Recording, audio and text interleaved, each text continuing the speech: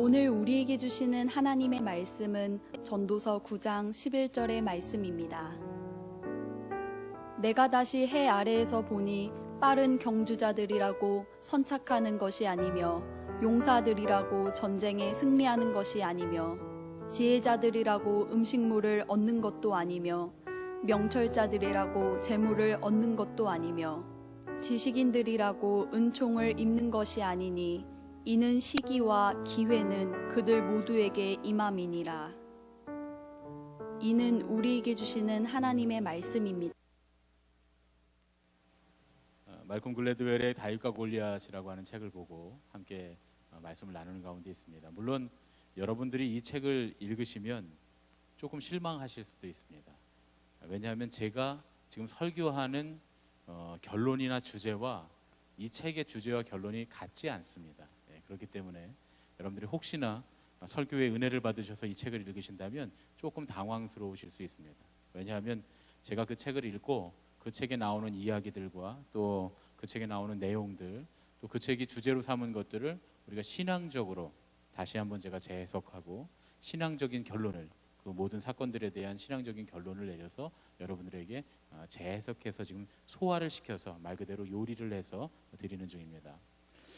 제가 요즘 주제 설교를 하고 있으니까 4주에 걸쳐서 주제 설교를 하고 있는데 조금 주제 설교 때문에 조금 뭐랄까요, 주제 설교보다는 강해 설교를 원하시는 분들이 계신 것 같아요. 그런데 여러분, 우리 설교에는 두 가지 종류의 설교가 있습니다. 한 가지는 성경 본문을 놓고 그 본문을 하나하나 쪼개가면서 그 본문이 가진 의미가 무엇인지, 그래서 그 의미를 밝혀서 오늘 우리에게 주시는 뜻이 무엇인지를 밝혀내는 그런 설교를 우리가 흔히 강해 설교라고 합니다. 두 번째로는 그런 주석의 모든 과정을 거치고 그 케리그마라고 하거든요. 케리그마라고 하는 그 교훈의 말씀을 끄집어내서 그 주제를 가지고 다시금 더 이해하기 쉽게 예화들이나 혹은 이야기들을 가지고 그 주제를 밝히는 주제 설교가 있습니다.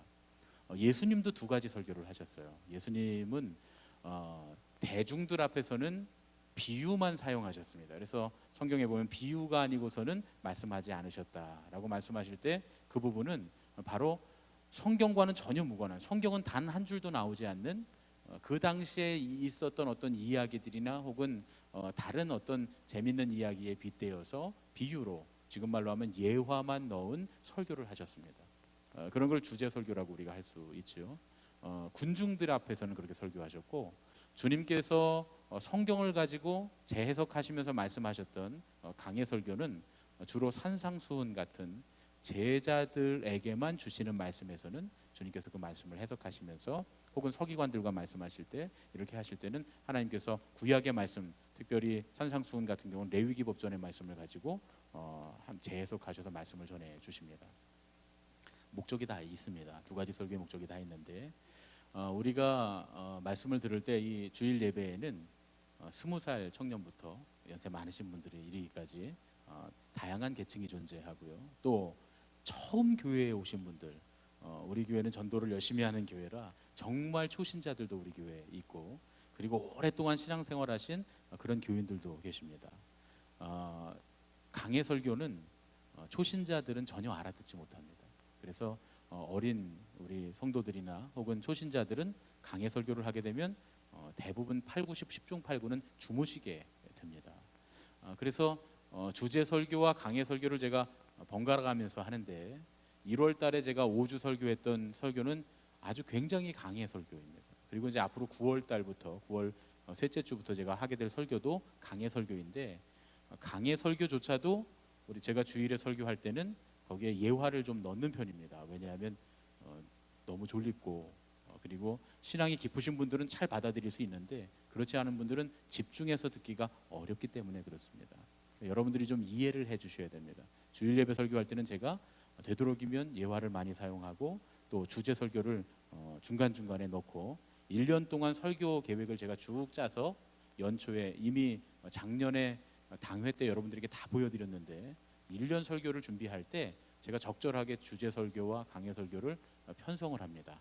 왜냐하면 모든 청자들이, 청중들이 다, 성도님들이, 회중들이 다 은혜 받게 하기 위해서 이렇게 준비를 하는데, 여러분들이 그런 부분에 있어서 내가 조금 더 수준이 높은데 예화가 들어가 있는 이 어린아이들 같은 설교를 듣기가 좀 부담스러워도 다른 청중들을 위해서 여러분들이 배려해 주셔야 됩니다. 예배는 하나님과 만나는 시간이지만 또 우리 옆에 있는 이웃들과 함께 나누는 시간이기도 합니다. 그럴 때 우리가 십자가의 예배가 만들어지니까 여러분들이 그렇게 이해해 주시고, 만약에 모자란다는 느낌이 드시는 분들 계시죠? 찬양을 더 하고 싶은데, 기도를 더 하고 싶은데, 그런 분들은 금요 가족 기도회에 나오시면 충분히 찬양하고 충분히 기도하는 시간이 있습니다.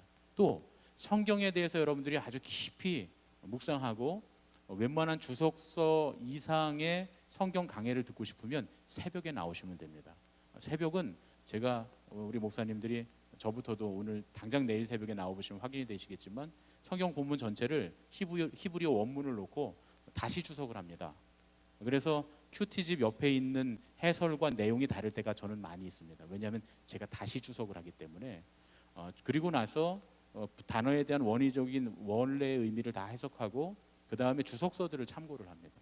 여러 개의 주석서를 참고해서 그래서 새벽에 말씀을 내놓기 때문에 여러분들이 생각하시는 것보다 훨씬 더 저희가 치열하게 말씀을 준비합니다. 그러니까 여러분들 그렇게 하시고, 이 우리 대예배 시간에는 스펙트럼이 넓은 회중들이 있다고 하는 걸 기억하시고, 만약에 신학에 더 열심히 있으시다면 여러분들이 금요예배 나오셔서 기도도 많이 하시고 찬양도 많이 하시고 새벽에 나오셔서 성경의 깊은 곳으로 들어가시면 참 좋겠습니다. 요즘 우리 새벽 기도회에는 다른 교회 교인들이 많이 오십니다. 심지어 다른 교회 장로님들도 오시는데 그분들은 당신 교회가 멀어서가 아니라 가까이 있는데도 우리 교회 오셔요. 이유가 뭐냐면 저희가 아침에 강해를 하기 때문에 그렇습니다. 여러분들이 그렇게 아시고, 주일 한 번의 설교를 듣는 것으로 내 신앙의 모든 것을 만족하시려고 하시면 안 됩니다. 그렇게는 절대로 신앙이 자라지 못합니다. 여러분들이 교회에 오셔서 주일날 설교를 듣고 은혜가 되시면 수요 예배도 오시고 또 금요 예배에 오셔서 기도도 하시고 찬양도 하시고 정말 말씀의 깊은 곳으로 또 말씀의 뜻을 여러분들이 생각하면서 말씀을 깊이 깨닫고 싶으시면 새벽에 일주일에 두세 번이라도 한두 번이라도 나오셔서 그 말씀 안으로 같이 들어오시면 여러분의 신앙이 더 깊어지고 성장할 줄로 믿습니다. 주일 한 번 예배 나오면서 내 신앙이 이 수준이 넘어선다라고 말씀하시는 분은 조금 곤란합니다. 왜냐하면 만약에 주일 예배 하루 만에 신앙을 수준을 넘어서시는 분들은 여러분들 다른 곳에 또 오셔서 더 깊은 곳으로 더 수준 높은 신앙으로 만들어 가시기를 예수님의 이름으로 부탁드립니다. 설교를 하기 전에 제가 좀 말씀을 좀 길게 했습니다. 오늘은 우리가 다윗과 골리앗, 말콜 글래드웰의 책을 가지고 함께 말씀을 나누는데 마지막 시간입니다. 가장 중요한 날이기도 합니다. 오늘은 특별히 정당성이라고 하는 가장 중요한 이야기를 좀 하려고 하는데요. 1868년부터 북아일랜드가 영국으로부터 독립을 위한 진통을 겪고 있었습니다. 여러분 잘 아시는 것처럼 영국도 연방 체제로 되어 있습니다. 전에는 대영 제국, 그래서 하나의 나라였는데 스코틀랜드나 여러분 잘 아시는 것처럼 아일랜드 이런 국가들이 연방으로 떨어져 나갑니다. 독립을 하게 됩니다. 그런 과정 가운데 특히 북아일랜드가 그 안에 이 독립을 하는 과정 가운데 큰 진통을 겪게 되는데, 이유는 개신교인, 영국 성공의 개신교인 교인들과 카톨릭 교인들, 이 사람들이 한 절반 정도 섞여 살았기 때문에 그렇습니다. 그래서 두 신구 교도들 간에 내분이 있었습니다. 마치 우리나라에도 지역 감정이 있고 또 지역 갈등이 있는 것처럼 이 신교도들과 구교도들 사이에 독립하는 과정에서 여러 가지 의견 충돌이 많이 있어서 큰 갈등이 있었다, 그런 얘기입니다. 그러던 중에 영국으로부터 아일랜드가 독립을 하면서 분쟁이 일어나게 됩니다. 폭탄 테러도 일어나고 폭동도 일어나게 됩니다. 1970년에는 카톨릭 교도 지역인 발리모피라고 하는 도시에 통행 금지령이 내려지기까지 그렇게 이제 심한 갈등을 겪게 됩니다. 영국 정부가 불법 무기를 수색한다는 그런 미명하에 극단적인 조치를 취했던 겁니다. 한 도시의 사람들이 아예 집 밖으로 나가지 못하게 되는 그런 통행 금지령이 내리게 됩니다. 여러분 우리나라도 통행 금지가 있었던 때가 있었죠. 저도 통행 금지 경험을 했는데, 물론 저는 어렸을 때라 그 밤에 나갈 일은 전혀 없어서 통행 금지 시절을 살았지만 그럼에도 불구하고 아주 어렸을 때라 그게 뭔지 잘 모르기는 합니다. 그런데 우리 옛날에 그 통행 금지 시절에 있었던 분들은 밤에 연애하다가도 시간 되면 뛰어들어가야 되고 도망가야 되고 그랬다는 그런 얘기를 제가 들은 적이 있는데, 그 당시에 영국 정부의 이 경제학자였던 네이선 레이츠와 찰스 우프 주니어가 기록한 반란과 권위라고 하는 그런 책이 있었는데, 반란과 권위에 대해서 다루는, 반란에 대해서 다루는 그런 보고서였습니다. 그래서 그 보고서에 의해서 어떤 폭동들을 진압하는, 흔히 말하는 스트라이킹을 진압하는 그런 대처하는 책으로 사용하고 있었습니다. 당시에는 폭력이 극심할 때 거의 모든 사람들이 레이츠와 울프의 보고서를 읽었다 그래요. 그 내용이 이렇습니다. 만일 누가 폭동을 일으키면 그건 폭동에 대한 대가가 별로 크지 않기 때문이라는 거예요. 그래서 대중의 행동에 영향을 미치려면 동정이나 이상주의를 배격하고 아주 강압적으로 그 문제를 해결해야 된다는 겁니다. 만일 우리가 권력을 가진 위치에 있다면 우리가 무슨 일을 하려고 할 때 범죄자들이 어떻게 생각하는지는 전혀 고려하지 말라는 거예요. 그저 범죄자들이 생각을 고쳐먹을 만큼 그 범법을 하는 사람들, 법을 어기는 사람들이 법을 어기면 안 되겠다 이렇게 생각할 만큼 충분히, 아주 충분히 강경하게 대하기만 하면 그 문제는 해결될 것이다, 이렇게 말하는 보고서였습니다. 이 범법자들의 힘의 한계를 월등히 넘어서면 더 이상 그들이 꼼짝할 수 없다, 그런 주장을 펴는 책이었다, 그런 얘기입니다. 이런 생각 가지신 분들 가끔 저 많이 뵀는데 계시더라고요. 옛날에 법이 셀 때는 공권력이 좋았는데 요즘은 공권력이 너무 무능해서 그렇다, 더 강경하게 대처해야 된다. 영국 정부가 이런 이론을 바탕으로 해서 최첨단 무기와 병사들을 동원해서 북아일랜드의 도시들을 장악을 합니다. 영국 정부가 군대를 투입해서 평화를 강제로 유지하려고 하는 그런 계획을 세웠다, 그런 얘기죠. 그래서 분쟁을 없앤다라는 명목으로 시민들에게 아주 강력한 제재를 취하게 됩니다. 영국 정부가 진압하려는 그 폭동 세력, 그 폭동을 일으키는 세력들이 초라해 보일 만큼 아주 엄청난 자원과 무기와 군사력을 그곳에 총동원을 합니다. 그런데 중요한 건 뭐냐면 지금 이 스트라이킹을 일으키는, 폭동을 일으키고 있는 사람들이 지각을 가진 시민이라고 하는 거죠. 그 사실을 간과했다 하는 것이 말콤 글래드웰의 판단입니다. 영국 정부가 강경하게 폭동을 진압하는 동안에 오히려 1969년부터 매해 폭동으로 인한 사망자의 수와 총격 사건의 수가, 또 폭탄 테러의 수가 급격하게 늘어납니다. 69년에는 13명 사망에 73번의 총격, 8건의 폭탄 테러가 있었는데 70년도에는 25명이 사망하고 213번의 총격 사건이 일어나고 8번이었던 그 폭탄 테러가 155건으로 늘어나게 됩니다.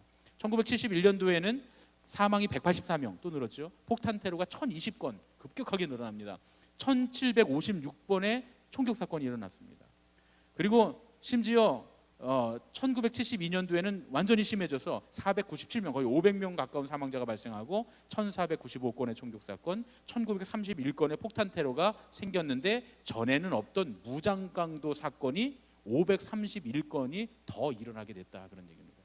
아주 기하급수적으로 폭력 사건들이, 폭동이 더 규모가 커지게 됩니다.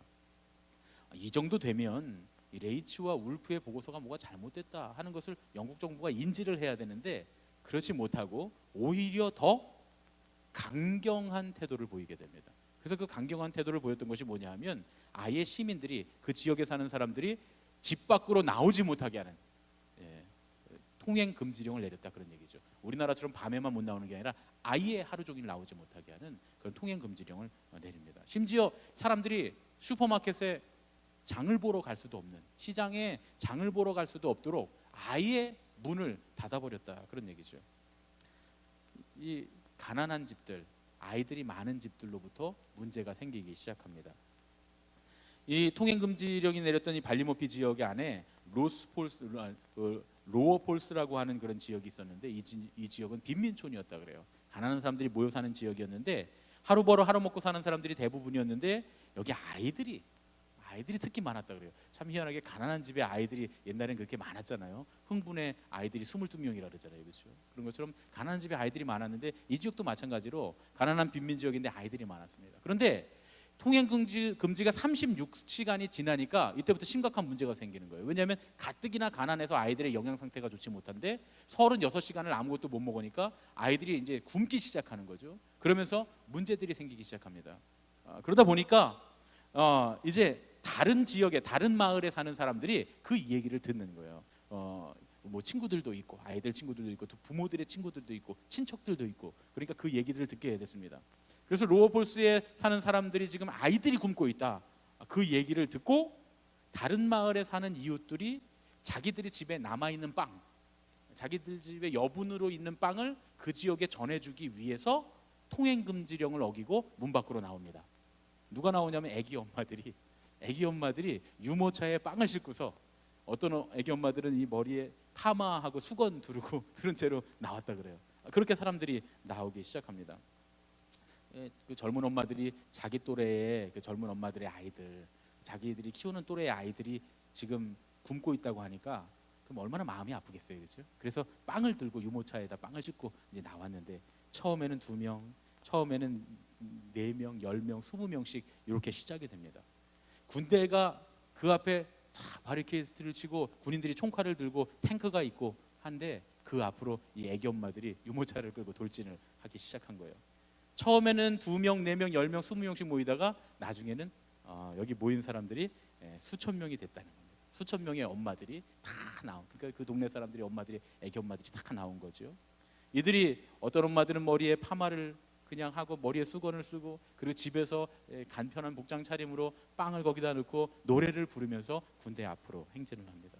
처음에 군인들이 머리를 긁적긁적하면서 이거 어떻게 해야 돼요? 애기 엄마들이 유모차를 끌고 나왔는데 진압을 할 수가 없잖아요. 근데 머리를 긁적긁적거리고 있는데 진압 명령이 떨어집니다. 그러자 이 군인들이 곤봉을 들고서 엄마들을 때리고 머리채를 끌고 가고 막 애기 엄마들이 머리가 터지고 막 쓰러지는 그런 이제 진압이 시작이 됩니다. 그런데 이 애기 엄마들이, 젊은 엄마들이 다른 것 같으면 모르겠는데 이웃 마을에 우리 아이 또래의 아이들이 배가 고파 굶는다고 하는 그것 때문에 이 빵을 전해줘야 된다는 그 마음에 쓰러지면 일어나고 쓰러지면 일어나고 쓰러지면 또 일어나고 군대 앞으로 계속 전진을 하는 거예요. 그때 기적 같은 일이 벌어집니다. 이 빵에 유모차를 싣고 걸어가던 애기 엄마들이 부상을 입고도 다시 일어나서 막 머리에 피를 흘리면서도 그 유모차를 끌고 군대를 밀어붙이니까 이 창문으로 지켜보고 있던 마을 사람들이 다 뛰쳐나오기 시작하는 거예요. 그 수만 명의 사람들이 몰려 나오게 됩니다. 그래서 결국 총 한 자루 들지 않고 돌멩이 하나 들지 않고 통행금지령이 해제되게 됩니다. 이 젊은 애기 엄마들이 사실은 자기들의 힘의 한계를 넘는 엄청난 군대와의 싸움을 싸운 거잖아요. 그런데 총 한 자루도 들지 않고 돌멩이 하나도 들지 않고 그 빵을 실은 유모차로 군대를 이겼다고 하는 거예요.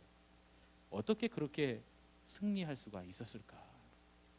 분명히 영국 정부는 폭도들의 스트라이킹 하는 사람들의 데모대의 힘의 한계를 넘는 엄청난 힘으로 그들을 밀어붙였습니다.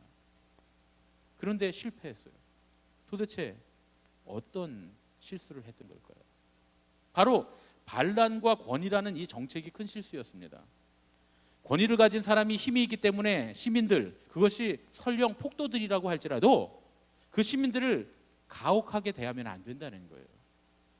권위를 가진 사람이 다른 사람들이 질서 있게 행동하기를 원한다면 무엇보다도 먼저 권위를 가진 사람들이 처신을 잘 해야 한다는 거예요. 존경받을 만한 사람이 되어야 한다, 그런 얘기입니다. 이것을 우리는 정당성의 원칙이라고 부릅니다.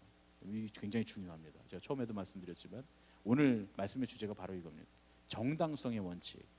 정당성은 3가지 원칙을 바탕으로 두고 있는데 첫 번째로는 권위를 따라야 하는 사람들이, 팔로워들이 자기들에게 발언권이 있다고 하는 생각을 갖게 돼야 됩니다. 다시 말해서 우리가 목소리를 내면 권위 있는 사람들이 그걸 들을 거다, 이런 당연한 마음이 있을 때에 정당성을 갖게 된다는 거예요. 그 권위가.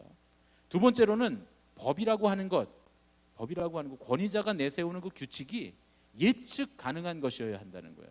오늘 이렇게 했다가 내일 저렇게 하고 내일은 저렇게 했다가 모레는 이렇게 하고 자꾸 뒤바뀌면 안 된다는 거예요. 사람들이 생각할 때 예측할 수 있어야 된다는 거예요. 이렇게 상식적으로 바뀔 것이다.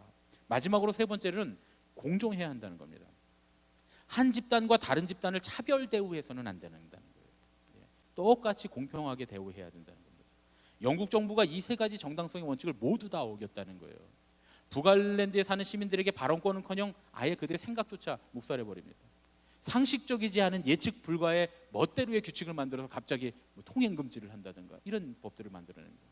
그리고 무엇보다 한쪽 시민들을 편애하고 다른 한쪽 시민들을 차별 대우했다는 거.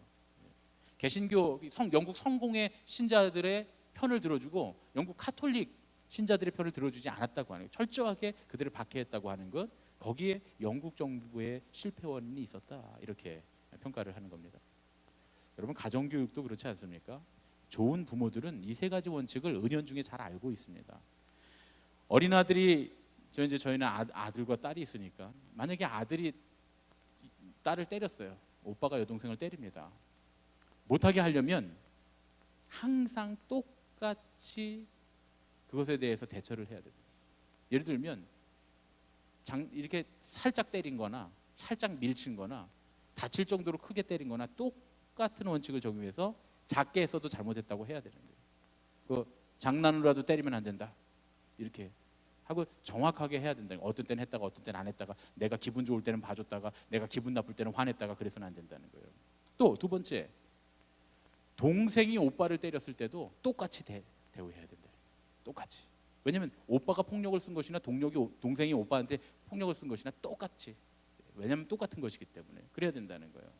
그리고 마지막으로 막 오빠가 억울한 표정을 주면서 난 때린 게 아닌데 이러고 나올 때는 들어줘야 된다는 거예요. 내가 때린 게 아니라 이렇게 움직이다가 내가 얘 못 보고 지나가다 엉덩이로 툭 밀친 건데 난 때리지 않았어요, 억울해요, 그 얘기를 들어줘야 되는 거예요. 그럴 때 그냥 그것도 때린 거지 그러고 혼내면 안 된다는 거예요. 그때 그걸 들고 그런 실수가 있었구나, 오빠가 널 때린 게 아니라 이건 실수다, 이렇게 하고 공정하게 그 얘기를 들어줘야 한다는 거예요. 이것이 정당성의 원칙입니다. 가정에서 있을 수 있는 그런 정당성의 원칙이죠. 아이들을 가르치는, 흔히 우리 가정의 부모들이나 선생님들은 이런 것을 잘 알고 있어야 된다, 그런 얘기죠. 그런데 중요한 사실은 우리가 가정에서 부모이거나 혹은 학교에서 선생님이거나 또 아이들을 가르치는 어른들 입장에서는 이런 것들이 가능한데, 과연 이것이, 이 정당성이라고 하는 것이 은행을 털거나 누군가를 총으로 쏘는 것 같은 그런 심각한 범죄를 일으키는 범법자들, 범죄자들에 대해서 생각할 때 이 정당성의 원칙을 그들에게도 적용해야 되느냐 하는 문제가 우리에게 있습니다.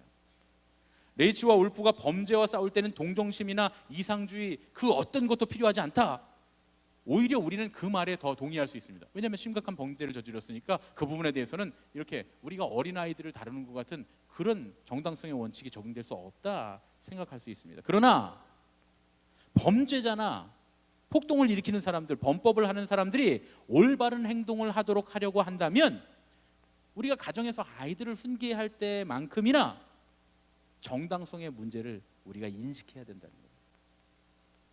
그들이 생각할 때 우리가 정당하다는 것이 보여줘야 된다, 그런 얘기입니다. 1992년에 마이크 레이놀즈라고 하는 한 아버지가 마약 중독자가 쏜 총에 자기 딸이 죽임을 당하게 됩니다.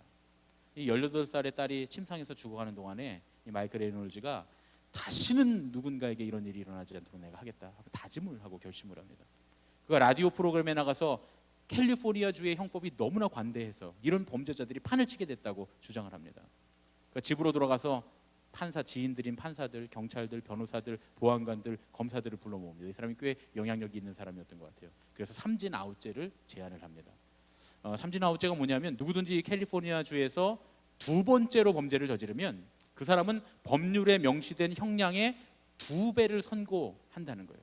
그리고 세 번째로 범죄를 저지르면 모든 가석방이나 형량 감면 이런 거 없이 반드시 25년에서 무기징역의 징벌을 처한다고 하는 거예요. 아주 강력한 형벌을 주는 그런 법을 제정하자, 이렇게 얘기합니다. 그런데 이것에 대해 이 삼진 아웃죄가 캘리포니아에서 무려 유권자들의 72%의 찬성을 받습니다. 여러분, 이게 투표자들의 72%가 아니라 유권자들의 72%면 거의 100%라고 보면 됩니다. 왜냐하면 투표율이 72% 나오기가 쉽지 않기 때문에 그래요. 투표율이 72% 나오기도 쉽지 않은데 유권자의 72%의 이 지지를 받았다면 100% 거의 받았다고 보면 되는 겁니다. 그런 지지를 받아서 1994년 봄에 캘리포니아에서 법률로 삼진아웃죄가 확정이 됩니다. 범죄학자인 프랭클린 짐링이라고 하는 사람이 이 사건을 뭐라고 얘기했냐면, 미국 역사에서 가장 큰 규모의 처벌 실험이었다, 이렇게 말을 합니다. 실제로 삼진 아웃제를 실행하고 1년 만에 살인 사건이 41.4%가 줄었어요. 성폭력이 10.9%가 줄어듭니다. 강도 사건은 38.7%, 절도 사건은 29.9%가 감소했습니다. 이 마이크 레이놀즈의 다짐이 이루어졌다. 강력한 처벌 정책이 성공했다, 이렇게 볼 수 있습니다. 그런데 이 삼진 아웃제가 잘 정착되는 듯 싶더니 나중에는 실패하게 됩니다. 결국 2012년도에 11월에 주민투표를 통해서 전면 이 법에 대해서 재수정을 하게 됩니다. 캘리포니아 주가 20년이라고 하는 시간 동안에 수십억 달러를 쏟아부었는데 이 제도의 효과가 입증되지 못하고 결국은 두 손을 들고 맙니다. 삼진 아웃제가 실패했습니다. 오히려 이 제도가 진행되는 동안에는 초기에는 성과를 이루는 듯 싶었는데 시간이 지남에 따라 삼진 아웃제가 오히려 범죄율을 증가시키게 되는데 역설적으로 강력 범죄의 수를 훨씬 더 증가시키게 됩니다. 여러분 생각해 보세요. 처음에 첫 번째 죄를 지었을 때는 이거 두 번 지면 안 된다, 이렇게 무서워서 잘 안 지려고 하게 되겠지만 두 번째 내가 죄를 짓게 됐어요. 어떻게 하겠습니까? 기왕에 짓는 거, 내가 기왕에 짓는 거, 내가 그 벌 받을 만큼 크게 짓는단 말이죠. 세 번의 죄를 지을 때는 어떻게 하겠습니까? 25년에서 어차피 무기징역 살 건데 걸리지 않으면 아주 그냥 한탕해서 내가 평생 먹고 살 만큼 큰 범죄를 저지르게 되는 거예요. 그래서 오히려 강력 범죄의 수가 훨씬 늘어나게 돼서 이 캘리포니아 국민 1인당 범죄자의 수가 캐나다나 다른 북미 유럽보다 5배에서 심지어 8배까지 더 많게 됐다는 거예요. 감옥에 가 있는 사람들의 수가 그렇게 많이 늘어나게 됐다, 그런 얘기입니다.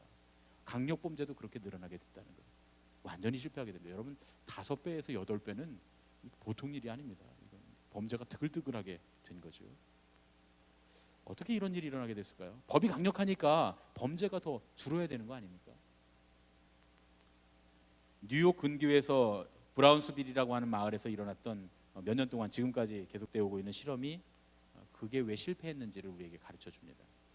이 브라운스빌은 뉴욕 근처에 있는 10만 명이 조금 넘는 도시입니다.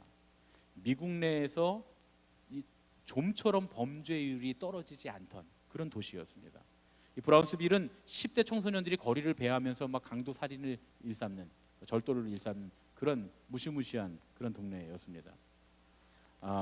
경찰이 길에 쫙 늘어서서 배치 근무를 합니다.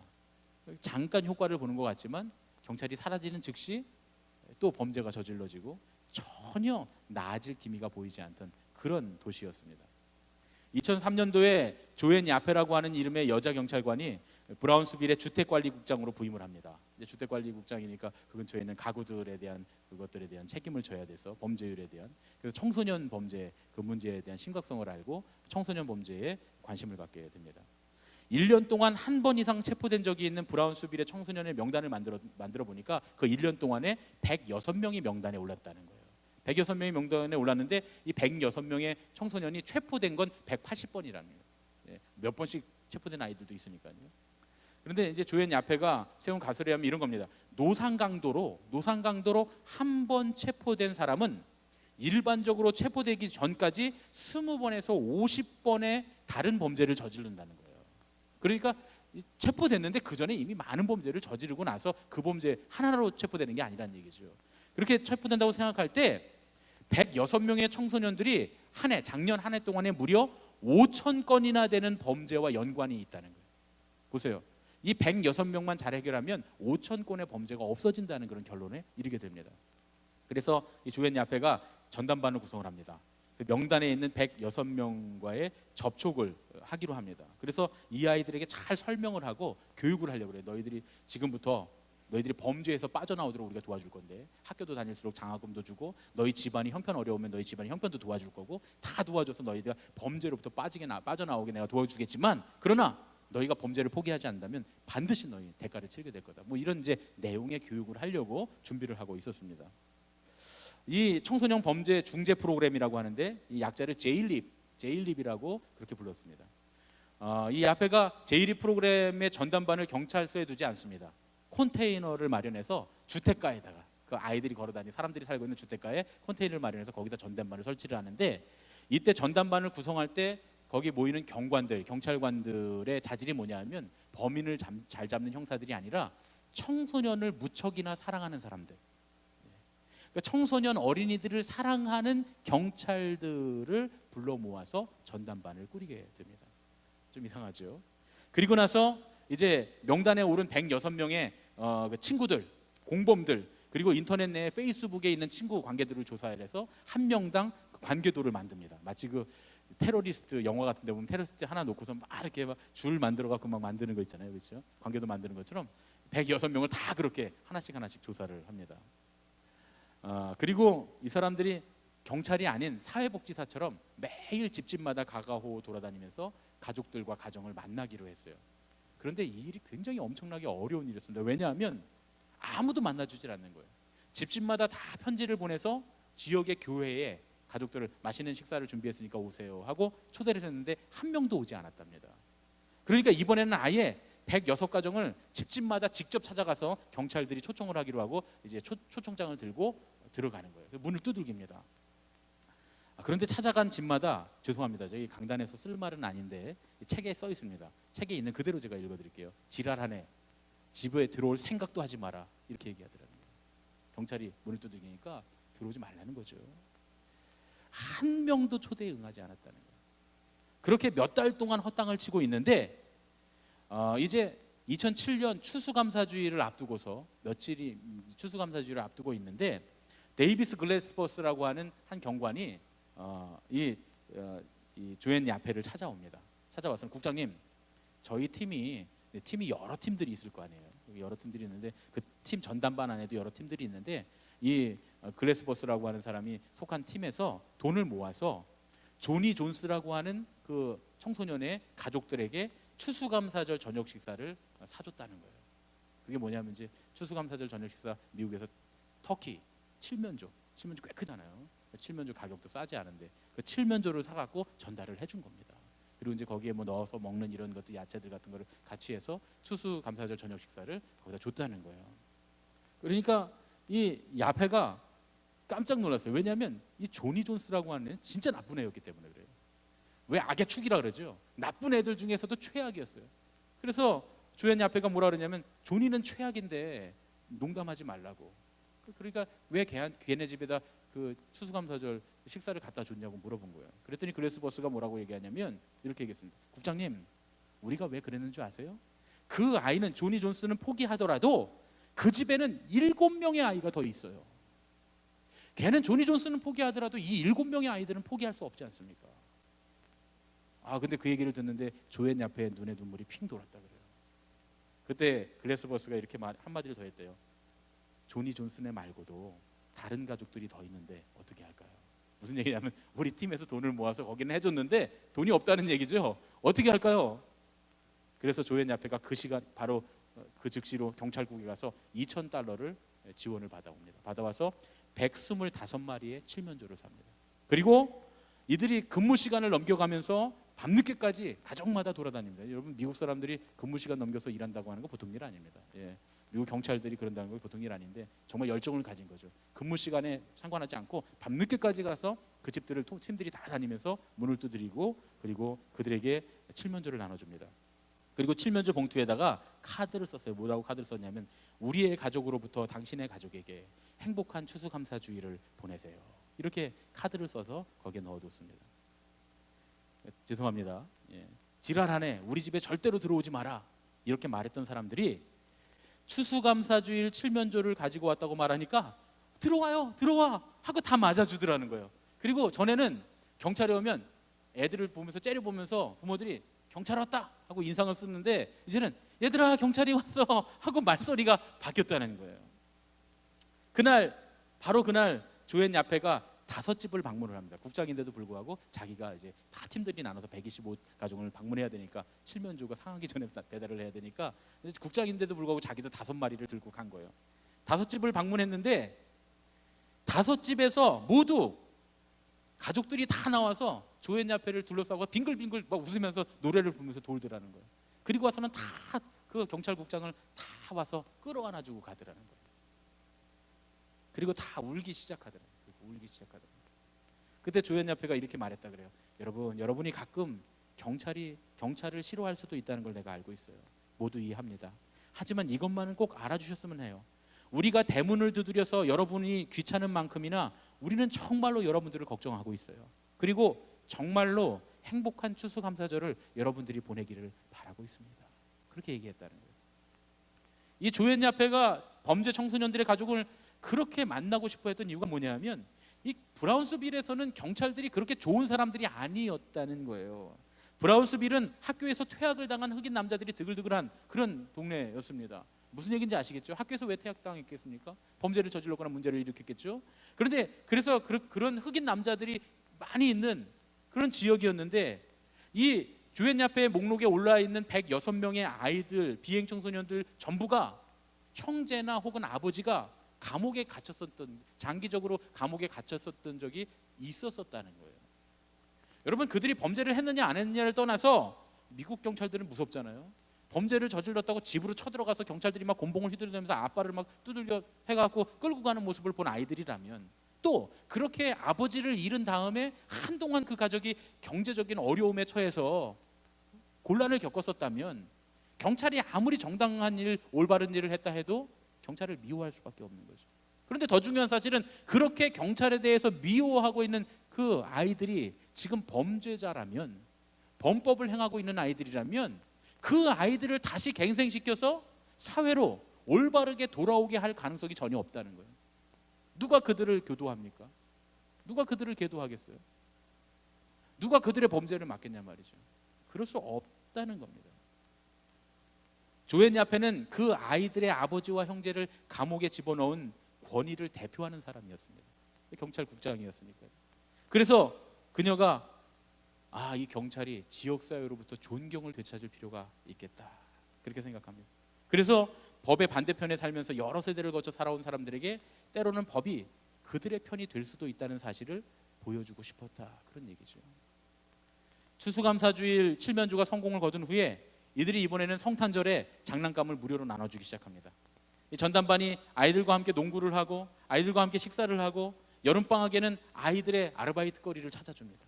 그리고 아픈 가족들이 있으면 의사에게 데려가서 검진을 받도록 하고, 성탄절에는 106개 가정을 전부 다 교회로 초대해서 함께 저녁 식사를, 성탄절 식사를 하게 됩니다. 우리 교회가 그런 교회가 됐으면 참 좋겠습니다. 얼마나 좋을까 말이죠. 제가 인터넷 유튜브에 검색을 좀 해봤더니 경찰들이 참 재밌습니다. 아이들이 길거리에서 막 농구하고 있는데 일부러 유명한 농구 선수를 초대해서 아이들이 길거리에서 농구하고 있는데 데리고 가요. 그 애들이 농구하다 말고 막 기절을 해요. 자기들한테 완전히 슈퍼스타인데 말이죠. 자기 동네에 나타나서 자기들하고 같이 농구를 해주는 거예요. 또 경찰들이 그냥 길거리를 지나가다가 아이들이 농구를 하고 있으면 경찰들이 우통을 벗고 가고 아이들하고 같이 농구를 합니다. 나도 껴줘, 이래 갖고 말이죠. 저 참 그 영상들이 한동안 그 감동적이라 이렇게 많은 사람들이 함께 돌려봤던 그런 기억이 있는데요. 조앤야페가 지금도 길거리에서 이 거친 아이들을 만나면 한 명 한 명 다 안아준다는 거예요. 야, 어디 보자, 안아보자, 이러고 간다는 거예요. 근데 이 조앤야페가 흑인 아주머니인데 굉장히 뚱뚱해요. 여러분, 그 흑인 아주머니들 뚱뚱한 분들 많잖아요. 굉장히 뚱뚱한데 이렇게 뚱치 큰 아줌마가 가서 애들을 막 끌어안는 거예요. 이렇게 끌어안는 거예요. 여러분, 영화에나 나올 것 같은 그런 얘기 아닙니까? 추수감사주일의 칠면조, 성탄절 저녁의 식사, 포옹, 눈물, 아이들과 함께 농구하는 경찰.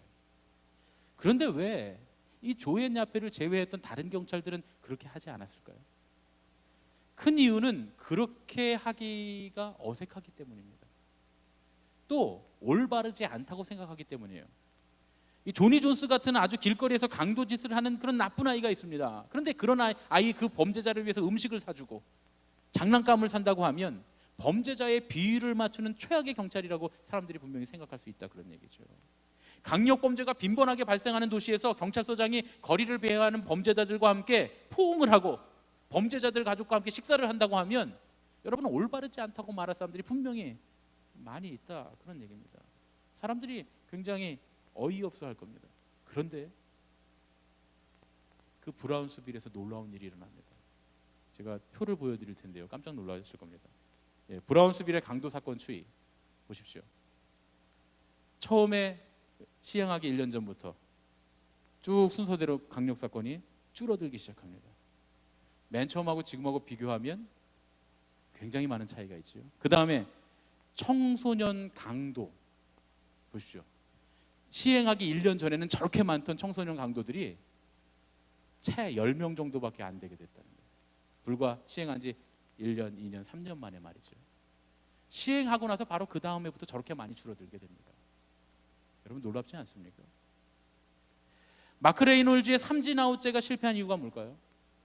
영국 정부가 북아일랜드에서 실패했던 이유가 뭘까요? 또 조앤 야페의 제일립이 성공한 이유가 뭘까요? 표가 하나 더 있습니다. 나 이기실 텐데 여러분 기억하십니까? 우리가 제가 처음 이 말씀을 드릴 때 했던 뒤집힌 U자 곡선입니다. 학급당 어린이 수, 부모의 재력과 관련된 학업 성취도, 이것에 관한 그래프였죠. 똑같이 권위와 권위를 따르는 사람들의 관계에도 뒤집힌 U자 곡선이 적용이 됩니다. 권위의 강도가 세다고 해서 절대로 팔로워들이 지지하지 않는다는 거예요. 전혀 권위의 강도가 세지면 세질수록 전혀 권위가 없는 것과 마찬가지로 아무도 지지하지 않게 된다, 그런 얘기입니다. 과도한 권위가 강력하게 사람들을 이끌 것 같지만 오히려 정당성을 잃어버리기 때문에 사람들에게 외면당하고 거절당하게 됩니다. 강력한 권력을 가지고 있다고 해서 그 권위라고 하는 골리앗이 약자인 다윗을 좌지우지할 수 없다는 얘기입니다. 제가 지금 다시 정당성에 대한 얘기를 하고 있습니다. 오늘 우리가 읽은 전도서 9장 11절의 말씀을 다시 한번 읽어보겠습니다.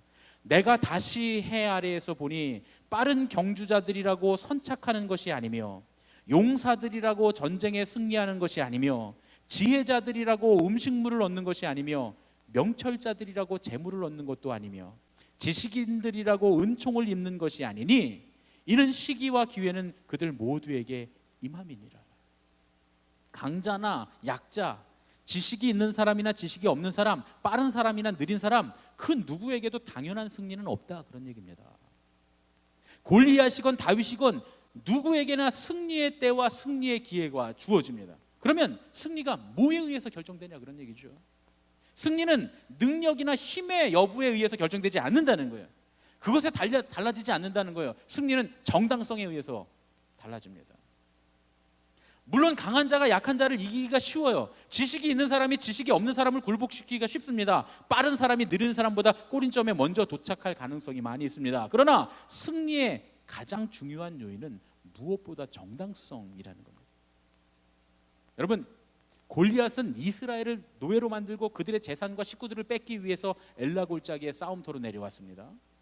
이스라엘 사람들은 블레셋 사람들로부터 자기들의 가족과 재산과 자유를 수호하기 위해서 엘라 골짜기 앞에 왔습니다. 누가 더 정당합니까? 자, 제가 더 나아가서 이 전쟁과는 아무 상관없는 것처럼 보였던 산골 목동 다윗은 오직 하나님의 영광을 위해서 골리앗이 그 입술로 저주하고 이스라엘이 골리앗에 대한 두려움으로 땅에 떨어뜨려 버린 그 하나님의 이름을 다시 높여드리기 위해서 엘라 골짜기 아래로 내려갑니다. 자, 블레셋과 이스라엘과 다윗 중에 누가 가장 정당합니까? 물론 여러분들 세상 사람들 같으면 이스라엘이 더 정당하다고 말할 수 있겠지만 우리 믿음의 사람들끼리 한번 얘기해 보자면 우리끼리 누가 제일 정당합니까? 하나님의 이름을, 떨어진 하나님의 이름을 다시 높여드리려고 그 아래에 내려간 용맹한 홍안의 소년이 가장 정당하지 않습니까? 엘라 골짜기에서 우리가 거인과 양치기를 보게 된다면, 지금 우리가 갖고 있는 모든 지식 다 전이해를 빼고서 보게 된다면 아마 우리의 눈과 마음은 칼과 방패 그리고 번쩍이는 갑옷을 입은 거인에게 끌릴 게 분명합니다. 왜냐하면 우리는 크고 강하고 번쩍거리는 것들을 추구하고 그런 것들을 위대하다고 생각하기 때문에 그렇습니다. 그러나 세상의 진정한 아름다움과 정말 소중한 가치 중에서 수많은 것들이 우리가 생각하는 것이나 상상하는 것보다 더 많은 경우에 초라하지만 연약하지만 올바르고 정당한 목적의식을 가졌던 양치기와 같은 그런 약자들로부터 나왔다고 하는 사실, 그 사실을 우리가 잊어버리면 안 된다, 그런 얘기입니다. 여러분, 우리는 엘라 골짜기에 양치기 소년을 만나야 되는 겁니다. 우리의 눈과 생각은 자꾸 골리앗을 만나라고 합니다. 하지만 아닙니다. 우리는 양치기를 만나야 됩니다. 엘라 골짜기를 스스로 걸어 내려갔던 하나님의 뜻과 마음이라고 하는 정당성을 품고 뛰는 가슴을 가졌던 홍안의 소년에게서 우리가 승리의 비결을 배워야 한다, 그런 말씀입니다. 여러분, 우리는 인생을 살아가면서 가끔 혹은 자주 우리의 한계를 훨씬 뛰어넘는 골리앗들을 만납니다. 그때 우리가 실패할 거야, 못 이길 거야, 넘을 수 없을 거야, 그런 생각을 합니다. 그런데 그럴 때마다 잊지 말아야 될 게 하나 있습니다. 승리는 우리의 힘으로 얻어지는 게 아니라고 하는 사실입니다. 이제 처음 보여드린 영상 왜 보여드리는지 말씀드리겠습니다. 굉장히 비싼 고급차잖아요. 그 뒤에 온 차가 아무리 비싼 고급차라도 미끄러지는 도로에서는 한계를 만나게 됩니다. 자동차가 한계를 만났을 때 좋은 타이어의 진가가 발휘된다고 하는 거예요. 아무리 비싼 최신의 기술을 적용한 자동차라고 해도 달아빠진 타이어, 낡은 타이어를 끼고는 그런 상황에서, 한계의 상황에서 큰 사고가 나고 결국 그 수많은 최신식 그런 기계들이 다 쓸모없는 무용지물이 되고 만다고 하는 거죠. 여러분, 우리가 아무리 세상적으로 좋은 스펙으로 중무장한 사람이라고 해도, 아무리 우리의 지위가 괜찮은 사람이라고 해도 우리 인생의 한계는 꼭 찾아옵니다. 물론 저를 포함해서 여기 모인 우리들 대부분은 그렇지 못한 사람들이지만 말이죠. 그런데 그런 우리들에게 인생의 한계가 찾아왔을 때 그때 우리에게 필요한 것이 무엇일까 하는 얘기입니다. 세상 사람들은 모든 싸움에 있어서 자기의 힘을 점검합니다. 그러나 우리는 절대로 그래서는 안 됩니다. 다윗이 이스라엘의 인구 조사를 했을 때 자기의 군대를 기수합니다. 그때 하나님이 다윗을 엄하게 책망하세요. 하나님 왜 그렇게 싫어하셨을까요? 하나님은 우리의 정당성을 보시기 때문에 그렇습니다. 그래서 우리가 정당하기만 하면, 하나님 앞에서 올바른 판단, 믿음의 판단, 사랑의 목적을 가지고 있다면 우리에게 하나님의 승리를 주십니다. 그래서 우리는 우리의 힘이 한계에 다다랐을 때 다시 한번 하나님의 뜻을 바라봐야 합니다. 여러분, 우리의 삶에, 우리의 능력의 한계에 다다랐을 때 그때 필요한 것이 우리의 신앙입니다. 우리의 신앙이 닳고 닳아서 낡아 빠졌다면, 우리의 신앙, 우리 인생의 문제의 한계에 도달했을 때 우리는 결국 전복하고 말 겁니다. 그러나 우리가 다시금 하나님의 뜻을 바라보면서 하나님의 나라와 의를 구하면서 하나님께서 원하시는 사랑의 방법으로, 세상 사람들이 사용하지 않는 하나님께서 우리에게만 주신 신앙의 방법으로 문제 앞에 설 때 우리는 골리앗을 쓰러뜨리는 홍안의 소년이 될 수 있는 줄로 믿습니다. 우리의 능력이 한계에 다다랐을 때 신앙의 능력이 시작되는 줄로 믿습니다. 그것이 우리의 정당성입니다. 여러분, 옆에 계신 분들과 인사했으면 좋겠습니다. 당신의 능력이 한계에 다다랐을 때 신앙의 능력이 시작됩니다.